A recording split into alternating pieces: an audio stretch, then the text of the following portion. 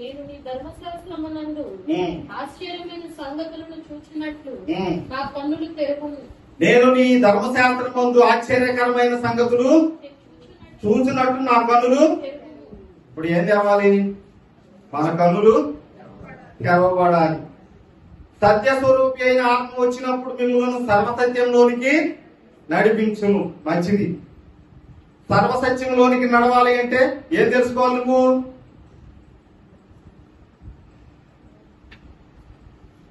నాకే అర్థం కానట్టు. సత్యస్వరూపి అయిన ఆత్మ వచ్చి మేము సర్వసత్యంలోనికి నడిపించాలి. సర్వసత్యంలోనికి మనం వెళ్ళాలి. సర్వసత్యం అంటే ఏంటి? సరే, నేను లాస్ట్లో చెప్తాను. సర్వసత్యంలోనికి వెళ్ళాలంటే నువ్వేం తెలుసుకోవాలి? సత్యము తెలుసుకోవాలి. ఇక్కడికి ఇద్దరికి వాదన జరిగింది. ఇద్దరు వ్యక్తులు వాదన పడుతున్నారు. ఒక దేవదూత, రెండోడు సాతాను, అపవాది అయిన సాతాను యొక్క దూత. వీళ్ళిద్దరికి పోటీ పడింది. తర్కం జరుగుతుంది, వాదన జరుగుతుంది, కొట్లాడుకుంటున్నారు, గొడవ పడుతున్నారు. తెలుగులో ఇంకా కొట్లాడుకుంటున్నారు. దేవునామానికి స్తోత్రం కలుగును గాక. దేని విషయమై? మోషే గారి యొక్క శరీర విషయమై వాదన పడుతున్నారు. ఎందుకని? దేవునామానికి స్తోత్రం కలుగును గాక. హల్లెలూయా. సరే రండి. నిర్గమాకాండము 32వ అధ్యాయము 1వ వాక్యం.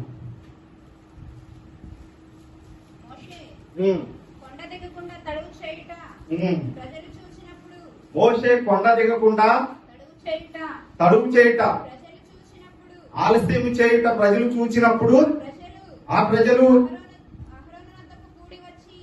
యాజకుడైన అహరోను యొద్దకు కూడి వచ్చి,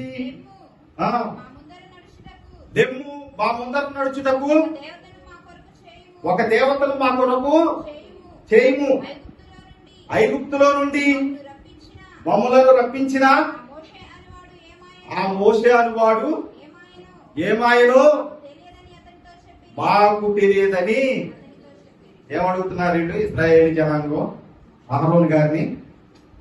దేవునామానికి స్తోత్రం కలుగును గాక. వాక్యం చదివారుగా, అప్పుడే మర్చిపోయారు. అయ్యా యాజకుడైన అహరోను గారు, లే, ఐగుప్తులో నుంచి మమ్మల్ని నడిపించిన ఆ మోషే అనువాడు ఏమైపోయాడో మాకు తెలియట్లేదు కనుక మా కొరకు ఒక దేవతను చెయ్యి. ఈ మాట నేను ఎందుకు చదివించానంటే వీళ్ళిద్దరూ తర్కం పడుతున్నారు అక్కడ. దేవుని దూత, అపవాది దూత, సాతాను దూత ఇద్దరు పోట్లాడుకుంటున్నారు. ఎవరి విషయమై? ఏమైపోయాడో అన్న ఆయన శరీరం యొక్క విషయమై పోట్లాడుకుంటున్నారు. దేవునామానికి స్తోత్రం కలుగును గాక. ఎందుకనగా అంటే ఇశ్రాయేలు జనాంగానికి ఏదో ఒక దేవతా రూపం కావాల్సింది, వాళ్ళ ముందు నడతాయి. ఎందుకనగంటే వీళ్ళకి లోకం తెలియదు. ఐగుప్తులో అక్కడ ఉన్న వారి దేవతలు, దేవుళ్ళు, అదే వారి జీవన విధానం, అదే వారి బ్రతుకు. బాయిల కప్పండి విషయమా. దేవునామానికి స్తోత్రం కలుగును గాక. హల్లెలూయా. సరే, వీళ్ళిద్దరు ఇక్కడ తర్కవాదం ఎందుకు పడుతున్నారు అంటే, ఉదయకాల సమయంలో ప్రియమైన దేవుని పెట్టారా, ఇదిగో ఐగుప్తు నుంచి దేవుడు విమోచించి మోషే చేత నడిపించబడిన వారు 6 లక్షల కాల్బలం అని బైబిల్లో రాయబడి ఉంది. అయితే మొత్తం పిల్లా జల్లా కొట్టుకోత ఏదైనా సమస్తం కలిపి దాదాపు 22 లక్షల మంది జనాభా, ప్రజ, ఇశ్రాయేలు ప్రజ అని రాయబడింది. దేవుని నామానికి స్తోత్రం కలుగును గాక. నేను నీ ధర్మశాస్త్రమునందు ఆశ్చర్యమైన సంగతులను చూచినట్లు నా కన్నులు తెరుపును. నేను నీ ధర్మశాస్త్రమందు ఆశ్చర్యకరమైన సంగతులు చూసినట్టు నా కన్నులు. ఇప్పుడు ఏం తేవాలి? మన కన్నులు తెరవబడాలి. సత్యస్వరూపి అయిన ఆత్మ వచ్చినప్పుడు మిమ్మల్ని సర్వసత్యంలోనికి నడిపించును. మంచిది. సర్వసత్యంలోనికి నడవాలి అంటే ఏం తెలుసుకోవాలి? నువ్వు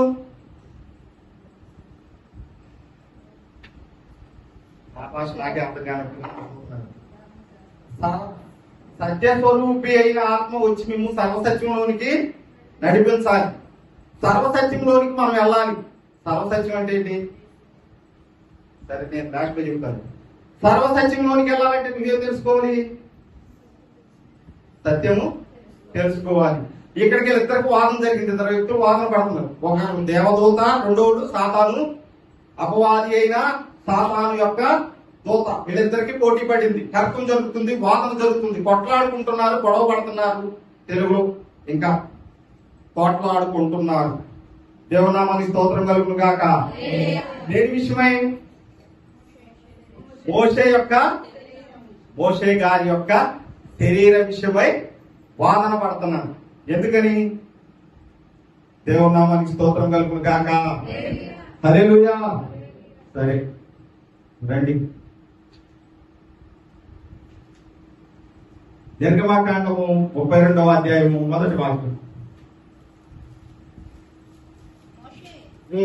కొండ దిగకుండా తడువు చేయుట ప్రజలు చూసినప్పుడు, మోషే కొండ దిగకుండా తడువు చేయుట, ప్రజలు చూసినప్పుడు, ఆలస్యం చేయుట ప్రజలు చూసినప్పుడు ఆ ప్రజలు అహరోను వద్దకు కూడి వచ్చి, యాజకుడైన అహరోను యొద్దకు కూడి వచ్చి, మా ముందర నడుచుటకు దెమ్ము మా ముందర నడుచుటకు దేవతను మా కొరకు చేయుము, ఒక దేవతను మా కొరకు చేయుము, ఐగుప్తులో నుండి మమ్మలను రప్పించిన ఆ మోషే అనువాడు ఏమాయనో మాకు తెలియదని ఏమడుగుతున్నారు వీళ్ళు? ఇశ్రాయేలు జనాంగం అహరోను గారిని. దేవునామానికి స్తోత్రం కలుగును గాక. వాక్యం చదివారుగా, అప్పుడే మర్చిపోయారు. అయ్యా యాజకుడైన అహరోను గారు, లే, ఐగుప్తులో నుంచి మమ్మల్ని నడిపించిన ఆ మోషే అనువాడు ఏమైపోయాడో మాకు తెలియట్లేదు కనుక మా కొరకు ఒక దేవతను చెయ్యి. ఈ మాట నేను ఎందుకు చదివించానంటే వీళ్ళిద్దరూ పరకం పడుతున్నారు అక్కడ. దేవుని దూత, అపవాది దూత, సాతాను దూత ఇద్దరు పోట్లాడుకుంటున్నారు. ఎవరి విషయమై? ఏమైపోయాడో అన్న ఆయన శరీరం యొక్క విషయమై పోట్లాడుకుంటున్నారు. దేవునామానికి స్తోత్రం కలుగును గాక. ఎందుకనగా అంటే ఇశ్రాయేలు జనాంగానికి ఏదో ఒక దేవతా రూపం కావాల్సింది, వాళ్ళ ముందు నడతాయి. ఎందుకనగంటే వీళ్ళకి లోకం తెలియదు. ఐగుప్తులో అక్కడ ఉన్నవారి దేవతలు, దేవుళ్ళు, అదే వారి జీవన విధానం, అదే వారి బ్రతుకు. బాయిల కప్పండి విషయమా. దేవునామానికి స్తోత్రం కలుగును గాక. హల్లెలూయా. సరే, వీళ్ళిద్దరు ఇక్కడ తర్కవాదం ఎందుకు పడుతున్నారు అంటే, ఉదయకాల సమయంలో ప్రియమైన దేవుడు పెట్టారా, ఇదిగో ఐగుప్తు నుంచి దేవుడు విమోచించి మోషే చేత నడిపించబడిన వారు 6 లక్షల కాల్బలం అని బైబిల్లో రాయబడి ఉంది. అయితే మొత్తం పిల్లా జల్లా కొట్టుకోత ఏదైనా సమస్తం కలిపి దాదాపు 22 లక్షల మంది జనాభా, ప్రజ, ఇశ్రాయేలు ప్రజ అని రాయబడింది. దేవుని నామానికి స్తోత్రం కలుగును గాక. ఉదయకాల సమయంలో ప్రియమైన దేవుని పెట్టారా, ఇంతమంది ప్రజ. మన గ్రామంలో ప్రజలు ఎంతమంది ఉంటారు? మాజీ సర్పంచ్ గారు దేవమణి వారికి కలవలేదు. మన గ్రామంలో ప్రజలు ఓటర్లు ఎంతమంది? 4 నుంచి 5 వేలు, దాదాపు 20 లక్షల మంది అనుకుంటాము. ఈ లక్షకి 5,000 చొప్పున వేస్తే ఎన్ని? 1,00,000 × 5 విభజించండి. 20. ఆ లెక్కన తీసుకుంటే 20 లక్షలు, 400 గ్రామాలు పట్టి జనాభా ని మోషే గారు నడిపించారు. దేవుని నామానికి స్తోత్రం కలుగును గాక. అనగా ఆంధ్ర రాష్ట్రం, ఆంధ్రప్రదేశ్ అంత జనాభాని మోషే గారు నడిపించారు. ఇంత నడిపించిన ఆయన్ని వీళ్ళు వదులుకుంటారా? ఇక్కడ అపవాది అయిన సాతాను ఉద్దేశం ఏంటయ్యా అంటే, మోషే గారు చనిపోగానే ఆయన శరీరాన్ని దేవదూతలు తీసుకెళ్లిపోయారు, మరుగు చేయబడి. వీళ్ళు ఏం చేశారే అంటే, ఆ మోయాబు పర్వతం మీద సిగ్నా అను పర్వతం దగ్గర నెబో శిఖరం మీద నుంచున్నాడు మోషే గారు. ఆ మోయాబు దేశం పర్వత చిట్ట చివర నుంచొని కానాను దేశం అంతటిని కూడా ఇశ్రాయేలు జనాంగానికి చూపించాడు. ఇదిగో మీ పితరులకు దేవుడిచ్చిన వాగ్దాన భూమి ఇది అని చూశాడు. కానీ అందులో అడుగు పెట్టలేదు, ప్రవేశించడానికి అర్హత లేదు. దేవుని నామానికి స్తోత్రం కలుగును గాక. హల్లెలూయా. అయితే ఆయన అక్కడ చనిపోయాడు.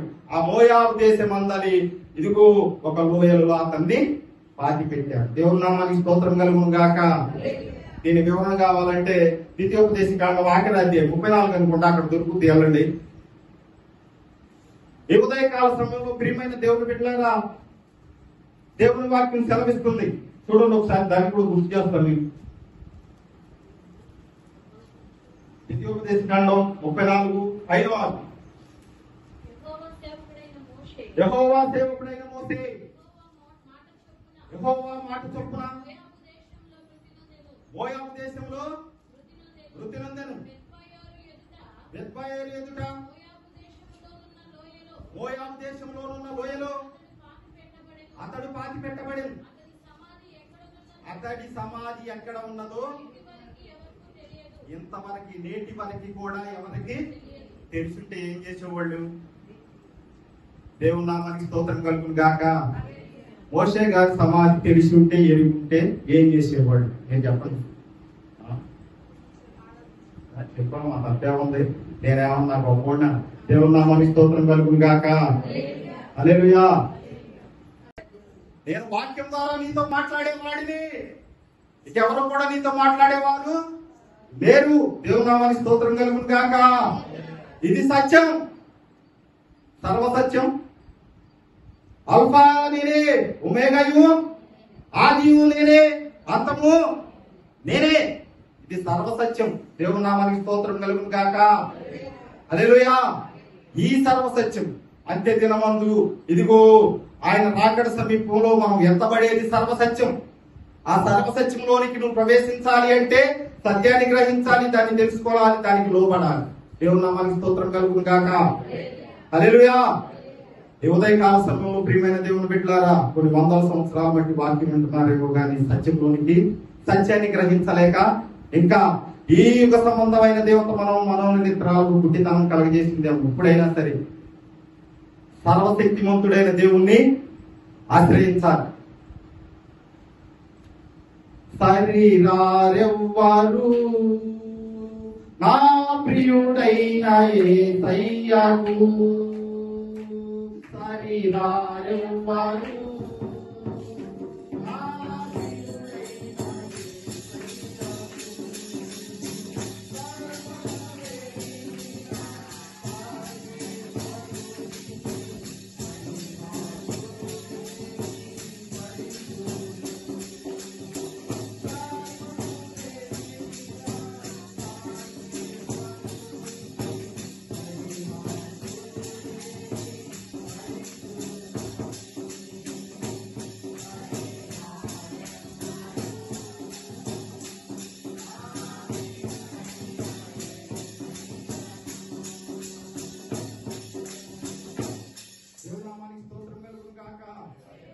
ఇలాంటి నాలుగు భక్తులు మంచి మాటలు రాశాడు తన కీర్తనలు.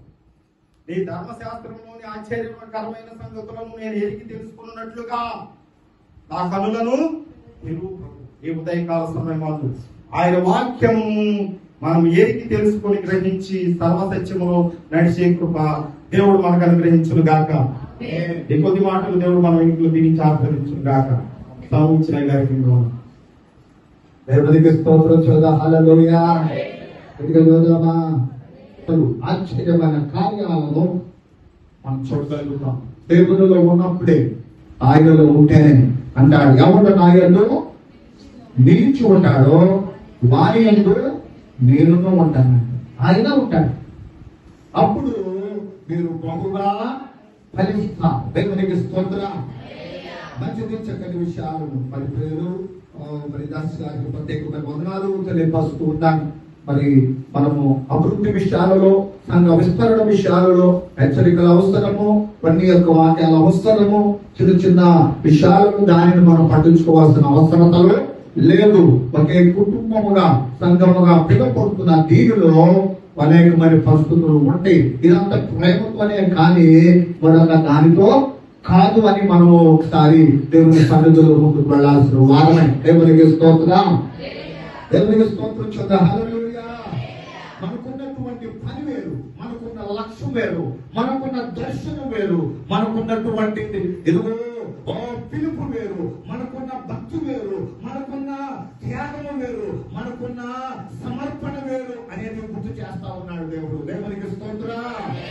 అందరిలాగా మనం పిలవలేదు, అందరిలాగా సేవ చేయడానికి మనము లేదు. మనది ప్రత్యేకంగా ఒక సమర్పణతో మనం ముందుకు వెళ్ళాల్సిన వారమై ఉన్నాం. దేవునికి స్తోత్రం. మంచిది. ఒక వాక్య సందేశాన్ని మనము ధ్యానం చేసుకుందాం. ఈ రోజున మరి 119 కీర్తనలో చక్కటి మాటలు మనము అక్కడ చదువుకున్నాం. 119 కీర్తన మరి దాదాపుగా 174 వచనాలు ఉన్నాయి. కీర్తన అంతటిలో కూడా పెద్ద కీర్తన ఆ యొక్క భాగాన్ని మనం చూడగలుగుతాం. దేవుడు తన కృప చేత ఇక్కడ మనం కొన్ని మాటలు మనం చదువుకున్నాము. వాటిలో మొదటి మాట మనం చదువుకుంటే, యెహోవా ధర్మశాస్త్రమును అనుసరించి నిర్దోషముగా నడుచుకుని వారు ధన్యులు. ఆయన శాసనములను గైకొనుచు పూర్ణ హృదయముతో ఆయనను కనుక ధన్యతతో ఆరంభించాడు ఈ కీర్తన. ఈ కీర్తన ఆరంభం ఏంటో తెలుసా? తన బిడ్డలు ధన్యులుగా ఉండాలి, తన పిల్లలు ఆరోగ్యముగా ఉండాలి, తన కుటుంబము ఇదిగో దీవెనగా ఉండాలి. దేవుని యొక్క ప్రణాళిక, దేవుని యొక్క ఆలోచన, మనము దేవుని సన్నిధిలో ధన్యులుగానే పిలువబడుతున్నాం. మనలో ఏ విధమైన శాపమైనా, ఏ విధమైన సమస్యలైనా, ఏ విధమైన ఇబ్బందులు రాకూడదు. వాటిని తీసివేయడానికి ఈ అనుసరించు అంటాడు దేవుడు. దేవునికి స్తోత్రం. మంచిది. దేవుడు తన కృప చేత, దేవుడు తన కృప చేత ఈ రోజు ఒక చిన్న సందేశాన్ని మనం ధ్యానం చేసుకుందాము. లూకా సువార్తలో 3వ అధ్యాయము 17వ వచనాన్ని చదువుకుందాం. మరి వాక్యము చదవటానికి పోటీ పడాలి. 3వ అధ్యాయం 17వ వచనం. అది ఆయన చేత, ఆయన చేతిలో ఉన్నది, ఆయన తన కళ్ళమును బాగుగా శుభ్రము చేసి తన కొట్టులో గోధుమలను పోసి ఆరని అగ్నితో పొట్టును రాల్చి కాల్చివేయనని దేవునికి స్తోత్రం. అందరి గట్టిగా చూద్దామా? దగ్గరగా చూద్దామా? కలిసి చూద్దామా? చేతులెత్తి చూద్దామా? దేవునికి స్తోత్రం. ఇక్కడ యేసయ్య పలికిన మాట ఇది, యేసయ్య చెప్పిన మాట. ఆయన చేతిలో ఒక చాట ఉంది. ఆ చాటట ఏం చేస్తున్నాడట? కళ్ళములో బాగుగా శుభ్రం చేస్తాడు. పొలం ఉంటది. ఆ పొలము పంట పండిన తర్వాత ఆ గిద్దలన్నీ ఎక్కడికి రావాలి? కళ్ళములోకి రావాలి. చెప్పాలి కదా. వ్యవసాయం చేస్తున్నారు కదా, మీరు చూస్తున్నారు కదా. ఆ కళ్ళం దగ్గరికి వెళ్తా ఉన్నారు కదా. అక్కడన్నీ అయ్యేది ఎక్కడికి వస్తాయంట? ఎక్కడికి వస్తాయంట? ఆ కళ్ళములో వస్తాయి. అదిగో ఆ యొక్క అంత పొయ్యిపడిన తర్వాత అంత కళ్ళములోకి వస్తే ఆ కళ్ళములో ఏమున్నాయి అంటే అక్కడ అంటున్నాడు కదా, గింజలు ఉన్నాయి, పొట్టు ఉంది. ఇది పొట్టునేమో ఆయన ఏం చేస్తున్నాడట? కాల్ చేస్తాడట. గింజలేమో అది పొట్టులోకి వెళ్ళిపోతాయట. కనుక ఆయనకి ఏం కావాలి? గింజలు కావాలి. ఆయన అదిగో కళ్ళములో ఆయన చేతిలో ఒక చాట్ ఉంది, దాన్ని శుభ్రం చేస్తా ఉన్నాడు. అది చేసి గోధుమలు, అక్కడ ఉన్నటువంటి గోధుమలు ఏం చేస్తున్నాడు? గోధుమల పంటను ఆయన కావాల్సి వచ్చింది. ఎప్పుడైతే పంట ఆయనకి ఇదిగో మరి అంత కూడా సమకూర్చబడిందో అప్పుడట అది కొట్టులోకి వెళ్ళిపోతుంది. కొట్టేమో ఆ యొక్క పొట్టేమో కాల్చబడుతుంది అనేది మనం చూస్తున్నాం. ఇక్కడ మనం జాగ్రత్తగా చదువుకుంటే ఇక్కడ మనం చూసినప్పుడు కళ్ళములో నీవు నేను ఉండాలి. ఏం చేయాలంట? నీవు నేను ఉండాలి. ఏం చేయాలంట? కళ్ళములో ఉండాలి. ఎప్పుడైతే కళ్ళములో మనం ఉంటామో, ఈ కళ్ళములో మనం ఉంటే మనము 5 రకాల అద్భుతాలు మనం చూడగలుగుతాం. దేవునికి స్తోత్రం. యేసయ్య ఏ కళ్ళము గురించి ఆయన చెప్తున్నాడు? బాగుగా శుభ్రం చేస్తానంటున్నాడు. ఆ కళ్ళములో ధాన్యాన్ని చూపిస్తా, ఆ సమకూరుస్తానంటున్నాడు. అదే కళ్ళములో మనం ఉంటే, నీవు ఉంటే ఏం చేస్తావు? నువ్వు ఉంటే 5 రకాల దీవెనలను పొందుకుంటాం. దేవునికి స్తోత్రం. వాటిలో మనం చదువుకుంటే ఇక్కడ ఒకటి మనం చదువుకుంటే రూతు గ్రంథము 3వ అధ్యాయం 3వ వచనాన్ని చదువుకుందాం. రూతు గ్రంథము 3వ అధ్యాయం 3వ వచనం. కొందరు నీవు స్నానము చేసి తైలము రాసుకొని నీ బట్టలు కట్టుకొని అది ఏ కళ్ళమో యేసయ్య చెప్పాడు చూసారా, శుభ్రం చేస్తానని చెప్పాడు చూసారా. ఆ కళ్ళములో ఇదిగో ప్రత్యేకమైనటువంటి స్థితి గింజల కోసం ఉన్నాడు చూసావా. అదిగో ఆ కళ్ళముల గురించి మాట్లాడతా అంటున్నాడు కదా. ఇక్కడ దేవుని వాక్యములో నయోమి అనబడినటువంటి అత్తమ్మ ఎవరితో చెప్తుందట? కోడలతో చెప్తుంది. ఏమన్నాయా అంటే, నీవు స్నానము చేసి తైలము రాసుకొని బట్టలు కట్టుకొని ఆ కళ్ళములోనికి వెళ్ళుము. అతడు అన్నపానములు పుచ్చుకొని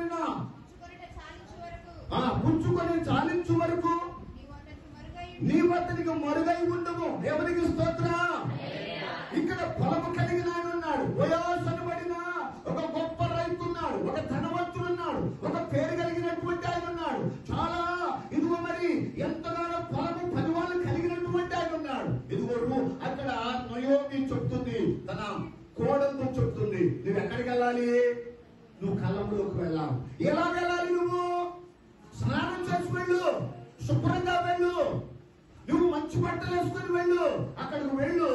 ఆయన అదిగో మరి కొంతసేపు అయిన తర్వాత నిన్ను చూస్తాడు. అక్కడ ఆ కళ్ళంలో నువ్వేం చేయాలి అంటే అక్కడే ఉండాలి అని చెప్పినప్పుడు ముందే ఆ 10వ వచనాన్ని 11వ వచనాన్ని చదువుకుంటే, కాబట్టి నా కుమారి భయపడకుము,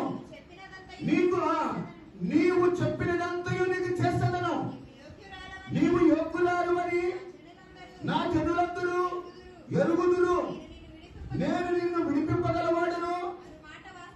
వాస్తవమే. దేవునికి స్తోత్రం చేద్దాం. హల్లెలూయా. ఎప్పుడైతే అక్కడ ఉన్నదో, ఆ రాత్రి అక్కడ ఉన్నదో, ఇంకా మనం చదువుకుంటే ఆ భాగంలో ఒక మంచి మాట అతో మరి 8వ వచనాన్ని చదువుదాం. మధ్యరాత్రి యందు అతడు ఉలికిపడి తిరిగి చూసినప్పుడు చూసారా, ఇదిగో రూట్ ఎక్కడ పడుకుందంట? కాళ్ళ దగ్గర పడుకున్నాడు. కాళ్ళ దగ్గరే ఉంది. మరి ఎక్కడుందంట యేసయ్య? అదిగో ఆ ఇంట్లోకి పిలిస్తే, వార్త పిలిస్తే ఇంట్లోకి వెళితే యేసయ్య ఆ ఇంట్లో కూర్చుంటే మరి ఎక్కడుందంట? యేసయ్య పాదాల దగ్గర. ఎప్పుడైతే ఇదిగో పాదాల దగ్గర కూర్చుంటామో, ఆయన పాదాల దగ్గర ఉంటావో, ఆయన పాద సన్నిధిలో ఉంటావో, ఆయన సన్నిధానంలో ఉంటావో, దేవుని ఆశీర్వాదం నిన్ను తాకిద్దంటే. దేవునికి స్తోత్రం. అందుకోసం మరింత అన్నాడు కదా, మరియా ఇదిగో మరి ఉత్తమమైనది ఎన్నుకున్నది, అది ఆమె యొద్ద నుండి తీసివేయబడదు. దేవుని సన్నిధి తప్ప ఇంకొక ఇదిగో మరి మార్గం ఇంకొకటి లేదు. అది ఉత్తమమైనది. నీ కోసం నా కోసం ఇచ్చాడు. ఆయన సన్నిధి విలువైనది. ఇక్కడ మనం చూస్తే అక్కడ మరి రూతు వెళ్ళి ఎక్కడ ఉంటాయి అంటే ఆయన పాదాల దగ్గర కూర్చుంది. చూశాడు. చూసిన తర్వాత అదిగో ఆమెతో మాట్లాడతా అక్కడ ఒక వాక్యాన్ని రాస్తూ ఉన్నాడు. ఏమిటయ్యా అంటే ఆ యొక్క వాక్యాన్ని మనం చదువుకుంటే అక్కడ అంటున్నాడు ఒక అద్భుతమైన మాట. 12వ వచనాన్ని చదువుదాం. నీవు వట్టి చేతులతో కనుక ఆమె వెళ్ళిన తర్వాత శుభ్రంగా ఉంది, స్నానం చేసింది, బట్టలు వేసుకుంది, మంచిగా ఉంది. రాత్రి ఆయన పాదాల దగ్గర పడుకునే ఉంది. అప్పుడట ఆ ఉదయమున ఆయన చూసి ఏం చేశాడంట? నీ వట్టి చేతులతో తిరిగి నువ్వు వెళ్ళొద్దు. అయితే చెప్పి అతడు ఎన్నిచ్చాడంట? కొలిసి 6 కొనలు యవనులు ఇచ్చాడు. ఎవరు? ఆహారానికి. అంటే ఎప్పుడైతే మనము శుభ్రము అంటే మనం ఎప్పుడైతే మనం శుభ్రముగా దేవుని యొక్క సన్నిధిలో రక్షణ పొందుకుని ఉంటామో, దేవుని బిడ్డలుగా ఉంటామో, దేవుని మాట వింటామో, ఆ కళ్ళములను ఉన్నట్లయితే, దేవుని నియమాన్ని కలిగి ఉన్నట్లయితే, ప్రార్థన కలిగి ఉన్నట్లయితే, ఈ భక్తి జీవితాన్ని కలిగి ఉన్నట్లయితే 6 దినములకు కావలసిన ఆహారం అంతా ఆయన ఇస్తాడు. దేవునికి స్తోత్రం. హల్లెలూయా. వారములకు కావలసింది, నెలకు కావలసినది, సంవత్సరానికి కావలసిన పంట ప్రభువు దగ్గర ఉందే నీకు నాకు ఇచ్చే దేవుడు. దేవునికి స్తోత్రం. కళ్ళములు మనం శుభ్రం చేయబడాలి. మనం ఎట్లా బట్ట ఉంటే కాదు, మనం ఎలా ఆలోచనలు ఉంటే కాదు. ఈ లోక సంబంధమైన ఆలోచన వేరు, ఉండాలి. దేవుని సన్నిధిలో నీ మనస్సు ప్రభులో నిలిచి ఉండాలి. ప్రభు సన్నిధిలో నీ మనస్సుతో దేవుని వాక్యముతో నింపుకోవాలి. శుభ్రంగా మనం ఉంటే ఖచ్చితంగా మన యొక్క బ్లెస్సింగ్ అనేది మనం చూడగలుగుతాం. దేవునికి స్తోత్రం. ఒకటి అక్కడ మనం కనబడతా ఉంది. రెండోది మనం చదువుకుంటే దేవుని యొక్క వాక్యములో భాగములో చదువుకుంటే యెషయా గ్రంథము 27:12 వచనాన్ని చదువుకుందాం. త్వరగా టైం అయిపోయింది కాబట్టి త్వరగా వెళ్ళిపోదాం. ఆ దినమున యూఫ్రటీసు నదీ ప్రవాహము మొదలుకొని ఐగుప్తు నది వరకు కనుక ఇదిగో మరి ధాన్యమునట ఎక్కడి నుంచట ఐగుప్తు నుండి యూఫ్రటీసు వరకట యెహోవా తన ధాన్యమును తొక్కును. కనుక ఇక్కడ మనం జాగ్రత్తగా చూస్తే కళ్ళములో ఉన్నట్లయితే మనము ఏమవుతామని అంటే తొక్కబడాలి. అది కళ్ళములు ఏమవుతుంది అంటే తొక్కుతాం. ఇందాక కొన్ని సమస్యలు ఉంటే చూసారా, రంగంలో వస్తా ఉంటాయి, ఇబ్బందులు వస్తా ఉంటాయి, కష్టాలు వస్తా ఉంటాయి, శ్రమల ద్వారా తొక్కుపడతా ఉంటావు చూసావా, బాధపడతా ఉంటావు చూసావా, నెట్టబడతా ఉంటావు చూసావా, కుటుంబంలో బాధలు చూసావా. అది చేస్తేనే ఆ గింజ పక్కన ఉంటే అదే గింజలో నుండి దాన్ని బయటకు వచ్చేది. దేవుడికి స్తోత్రం.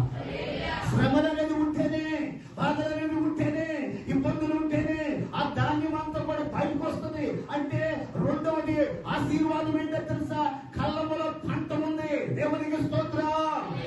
ఏ పంట అయితే నువ్వు కావాలనుకున్నావో, ఏ ఫలితం కోసం ఎదురు చూస్తున్నావో, నేను ఫలించు ద్రాక్షబడిగా ఉండాలి, నా బిడ్డలు ఒకరి వలె ఉండాలి, నా యజమానులు కష్టార్జితము అది దీవెనగా మారాలి. 128 కీర్తన అనుభవంలోనికి రావాలి అంటే అది తొక్కబడాల్సిందే. దేవునికి స్తోత్రం. ఆ గింజ పక్కనే మాట ఏంటయ్యా అంటే సంఘం ఐక్యతకు సూచనగా కనబడింది. దేవునికి స్తోత్రం. ఎక్కడో ఒక గింజ ఇంకొక గింజ అక్కడ ఉంటే వాళ్ళకి ఏదో సంబంధం లేకుండా ఉంటే వీళ్ళకి వ్యత్యాసం లేకపోతే వీరు ఐక్యత లేకపోతే ఆ గింజ తొక్కబడతంతే. ఎప్పుడైతే యూఫ్రటీస్ ఇదిగో మరి ఐగుప్తు నుండి యూఫ్రటీస్ వరకు అంతటిని కూడా ధాన్యాన్ని తొక్కుకుంటూ వస్తున్నారంట. పంట ఇవ్వాలని, దేవుని దగ్గర పంట ఉన్నది అంటారు కదా. ఒకడు 100 ఫలం వచ్చిందంట. దేవునికి స్తోత్రం. ఇస్సాకు కాలంలో కూడా ఇస్సాకు ఫలం వేసి పంట పండిస్తే 100 వచ్చింది. ఈ దినాలలో కూడా, ఈ జీవితంలో కూడా అదే దేవుడు 100 ఫలం ఇవ్వాలనుకున్నాడు, ఆ పంటని ఇవ్వాలనుకున్నాడు, ఆ ఫలితం ఇవ్వాలనుకున్నాడు, కార్యం చేయాలనుకున్నాడు. అద్భుతం చేస్తాడు, ఆశ్చర్య కార్యాలు చేస్తాడు. దేవునికి స్తోత్రం. మూడవది మనం చదువుకుంటే మొదటి దినవృత్తాంతముల గ్రంథము 21వ అధ్యాయము 28వ వచనాలు చదువుకుందాం త్వరగా.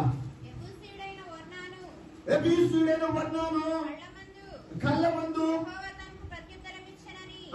దేవుడు అతనికి ప్రత్యుత్తరం ఇచ్చినని దావీదు తెలుసుకొని అక్కడ ఏం చేశాడట, బలి అర్పించాడు. ఎందుకని బలి అర్పించాడయ్యా అంటే ఇక్కడ ఒక మరి విషయాన్ని మనం చూస్తే దావీదు యుద్ధం వచ్చింది. దావీదులకు యుద్ధం వస్తే యావాబు అనబడినటువంటి వ్యక్తి మంత్రిగా ఉన్నాడు, సైన్యానికి మంత్రి. అయితే ఎప్పుడు యుద్ధానికి వెళ్ళేటప్పుడు ఏమన్నాడంటే దావీదు భక్తుడు యుద్ధము యెహోవాది.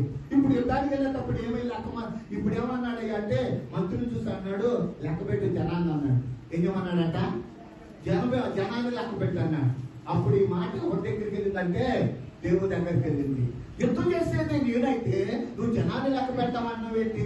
ఇదిగో మరి ఒక్కొక్కసారి జనాన్ని చూస్తా ఉంటాం, ఒక్కొక్కసారి దేవుని చూడాల్సిన మనం దేవుని చూడం. అందుకోసమే మనము అంటాడు కదా, పైనున్న వాటిని వెతకాలి, కింద కాదు. దేవునికి స్తోత్రం.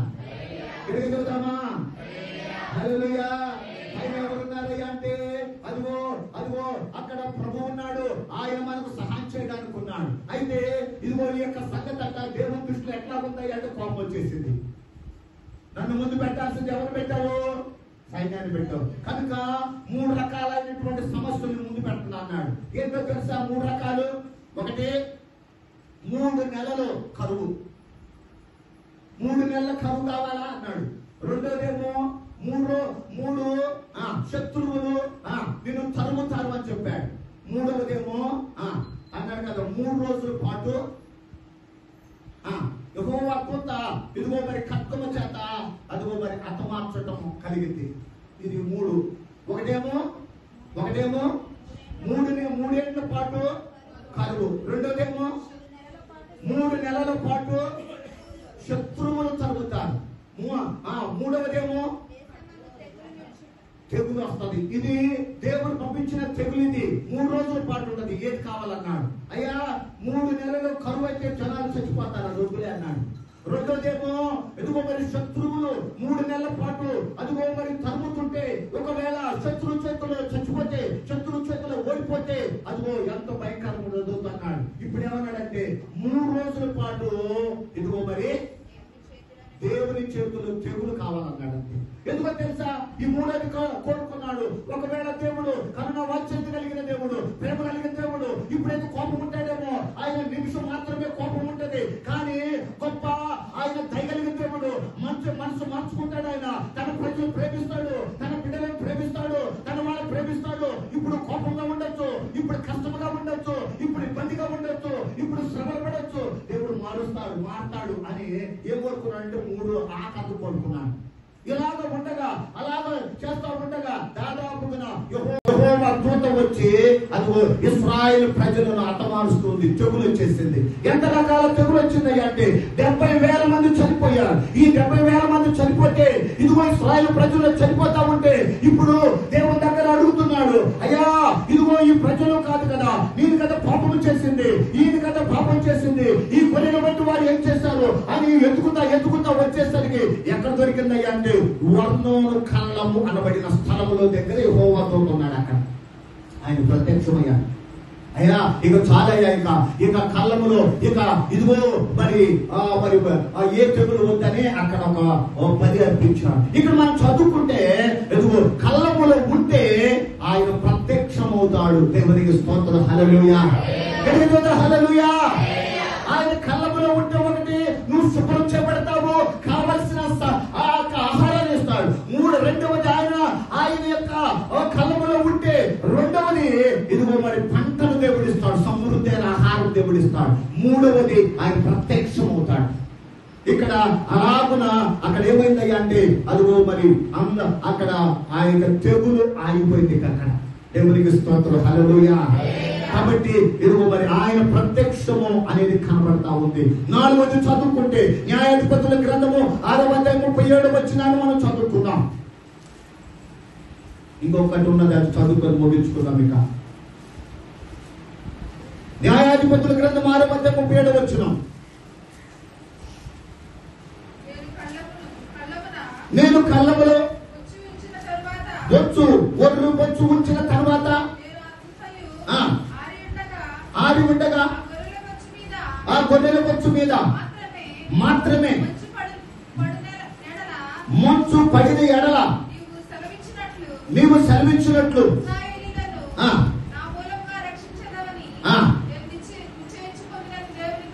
దేవునికి స్తోత్రం. హల్లెలూయా.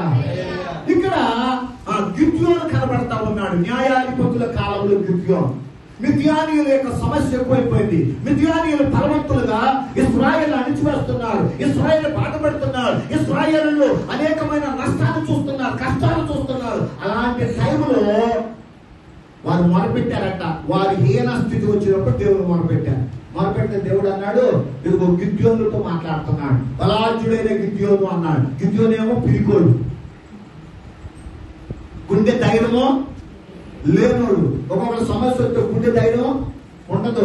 ఎదుర్కొన్నాము, ఏదో కనీసం ఆలోచిద్దాం అనుకోకుండా ఏం చేస్తామంటే బాధపడబోతా అక్కడే కూర్చుంటా. ఏదో మరి సమస్య వచ్చింది, ఏదో మరి బాధ వచ్చింది అని ఏడుతో కూర్చుంటా. యోగు భక్తుడు అన్నాడు కదా, శ్రమలో నేను కృంగిన ఎడలా చేతగాను.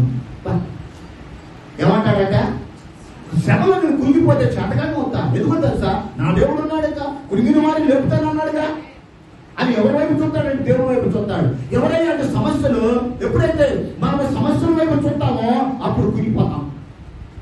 ఆ సమస్యనే చూస్తా, ఆ బాధనే చూస్తా, ఆ ఇరుకునే చూస్తా అంటే ఉండకూడదు. ఇక్కడ బలాఢ్యుడని గిద్యోను అనగానే భయపడ్డాడు. ఎవరు పిలిచాడా అని పిలిస్తే నిన్నే. అయ్యా మరి ఏంటి బాధలు, మాకు ఏ కష్టాలు అన్నాడు. దేవుడు నీకు తోడున్నాడు అన్నాడు. దేవుడే తోడుంటే మాకు ఎందుకు వచ్చి నీ బాధలో, ఎందుకు వచ్చి నీ కష్టాలు కావాలని అన్నాడు. అని అంటే అప్పుడు అన్నాడు కదా, ఇదిగో ఈయన న్యాయాధిపతిగా నియమిస్తున్న ఆ సందర్భంలో అన్నాడు కదా, ఒకటి కోరుకున్నాడు. అయ్యా ఇక్కడ పొలములో ఉన్నాడు ఆయన, ఆ పొలములో ఉంటే కళ్ళం ఉంది, ఆ కళ్ళములో ఏమున్నాయి అంటే గొర్రెబొచ్చు ఉంది. గొర్రెబొచ్చు, ఈ గొర్రెబొచ్చు ఆ పొలమంతా కూడా ఇదిగో మరి అంతా కూడా తడవకుండా ఉండాలి, ఒక గొర్రెబొచ్చు మాత్రమే తడవాలన్నాడు. కళ్ళములో ఏముందంటే గొర్రెబొచ్చు ఉంది, అది మాత్రమే తడవాలి. బియ్యం గారు ఏం తడవాలి? అది అంటే ఏది అది మాత్రమే. మన మరి పరమానంద శిష్యులు ఉన్నారట. పరమానంద శిష్యులు చెప్పాడంట, అబ్బాయి బండి పట్టుకొని వెళ్ళాలి, బండి మీద ఏ వస్తువు కింద పడ్డా మొత్తం పైన అన్నాడట. అయితే శిష్యులు అంటే తెలుసుకాయక ఇంక వెళ్తా ఉన్నారంట. చెమ్ము పడిందట. అన్నాడంట, ఆంధ్ర బండి ఆపండి, గురువు గారు చెప్పాడు కదా అని ఆ చెమ్ము బండిలో వేసాడు. ఇంకొంచెం తర్వాత వెళ్ళిన తర్వాత బింది పడిందంట, బింది వేసాడు. కొంత ముందుకు వెళ్ళిన తర్వాత అదిగో ఆ యొక్క బండి ఆ యొక్క ఎద్దులు ఇంతలో పేడగా వేసిందంట. వాళ్ళు అన్నాడంట, ఏ పైన బండి ఏమన్నాడు కదా, పేడగా కూడా బండి వేసాను. కొంచెం ఇది ఉన్నాయి ఏవి ఉన్నాయి అంటే గురుగారు చెప్పాడుగా, ఏంటో ఈ పని చేసేది అన్నట. ఏంటంటే గురుగారు మీరే గారు చెప్పింది, ఏది పడినా లోపల ఏమన్నావుగా, ఇప్పుడు కడి కూడా వేసేసి వెళ్ళిపోయి మొత్తాన్ని పాత్రలంతా ఏం చేసింది, అసలు కోట వేసేసి. అట్లానే అది మాత్రమే తనవాలంటున్నాడు. ఏది గొర్రెబొచ్చు మాత్రమే. దేవుడికి స్తోత్రం అడిగినప్పుడట దేవుడు ఏం చేస్తాడయ్యా అంటే గొర్రెబొచ్చు మాత్రమే కళ్ళములో ఉంది, తడిపాడు.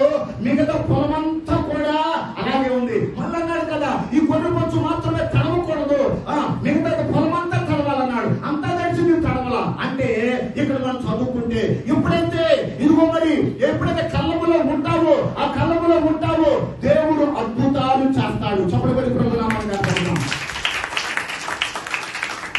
దేవుడు అద్భుతాలు చేస్తాడు. ఇదిగో నీ జీవితంలో కావచ్చు, నీ కుమారు జీవితంలో కావచ్చు, నీ భర్త జీవితంలో కావచ్చు, ఏ ఉద్యోగ రీతుల్లో కావచ్చు, ఏ బిడ్డల విషయంలో కావచ్చు, ఏ యొక్క ప్రయత్నాలు కావచ్చు, ఏ పనులైతే కావచ్చు, దేవుడు ఎవరో తెలుసా అద్భుతములు చేస్తాడు. ఆయన ఇశ్రాయేలు ప్రజలకు అద్భుతాలు చేసిన దేవుడు, అబ్రహాము ఇస్సాకు యాకోబులకు అద్భుతాలు చేసిన దేవుడు నీ జీవితంలో కూడా అద్భుతము చేస్తాడు. దేవునికి స్తోత్రం. హల్లెలూయా. రాజును బ్రతికించిన దేవుడు, ఇదిగో యాయేలు కుమార్తెను బ్రతికించిన దేవుడు, 12 సంవత్సరాల రక్తస్రావ రోగిని ఇదిగో స్వస్థపరిచిన దేవుడు, ఇదిగో ఒక దైవుడు వెలగొట్టిన దేవుడు, ఇదిగో గెరాసీయుల దేశంలో దైవుల పట్టిన వ్యక్తిని ఇదిగో మరి విడిపించిన దేవుడు. అలాంటి దేవుడు నీ కుటుంబంలో కూడా అద్భుతాలు చేస్తాడు. దేవునికి స్తోత్రం. నువ్వు చూడాలి, దేవుడు నీ పట్ల చేస్తాడు. ఇల్లు కొట్టుకోవడానికి నీకు స్తోమత లేకపోవచ్చు, ఆయన సన్నిధిలో నీ ప్రార్థనే ఏ కలంలో నిలిచి ఉన్నావో, ఏ మందిర అనుభవంలో నిలిచి ఉన్నావో ఇల్లు కట్టిస్తాడు, వివాహం చేయిస్తాడు, వ్యాపారం చేయిస్తాడు, నీ కావాల్సిన సమస్తము సమకూరుస్తాడు. ఆయన ఎంతైనా నమ్మదగిన దేవుడు. దేవునికి స్తోత్రం. నువ్వు కుటుంబాలను కడతాడు. దావీదు అన్నాడు, అయ్యా నా గుడారము పడిపోయిందయ్యా అన్నాడు. ఇలాంటి గుడారం నిలిపాడు దేవుడు. నేను ఆ కుటుంబాలు నిలబెట్టడానికి ఆయన సమర్థుడు. చెప్పగలవా? హల్లెలూయా, హల్లెలూయా. అందుకోసమే దేవుని సన్నిధిలో కళ్ళములో ఉండే అద్భుతాలు చూస్తాం. ఆఖరిగా మనం చదువుకుంటే ఇక్కడ అంటాడు, మొదటి వృత్తాంతముల గ్రంథం 21:16 వచ్చు.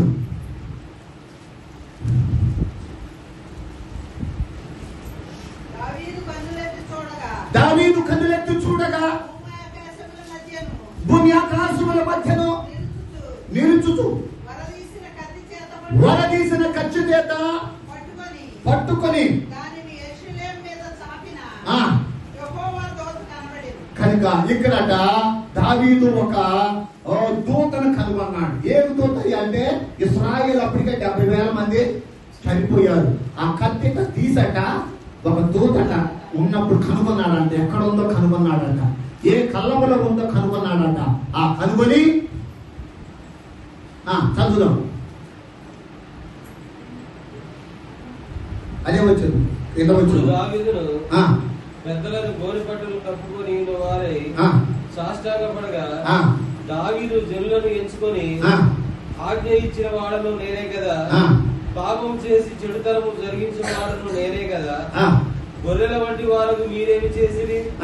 నా దేవుడైన యెహోవా బాధ పెట్టు నీ చెయ్యి నీ జనముల మీద ఉండకుండా నా మీద నా తండ్రి ఇంటి వారి మీద ఉండనిమ్మని దేవునితో మనవి చేశాను. కనుక అక్కడ ఒక బలిపీఠం కట్టి రాయిపోయింది. ఏం కట్టాడంట? బలిపీఠం కట్టాడు. ఎప్పుడైతే బలిపీఠం కట్టాడో తెగులు ఆగిపోయింది. ఇశ్రాయేలు ప్రజలందరి కుటుంబాలలో తెగులు అనేది ఆగిపోయింది బలిపీఠం కట్టినప్పుడు. ఎప్పుడైతే బలిపీఠం మనం కట్టామో, మన హృదయమే ఒక బలిపీఠముగా ప్రార్థనలో సమర్పణ కలిగి ఉంటామో, మన కుటుంబాలలో క్షేమముగా ఉంటది. దేవునికి స్తోత్రం. మన కుటుంబాలలో ఐక్యతగా ఉంటది. మన కుటుంబాలలో దీవెనగా ఉంటది. దేవుడే క్షేమాభివృద్ధిని ఇచ్చేవా.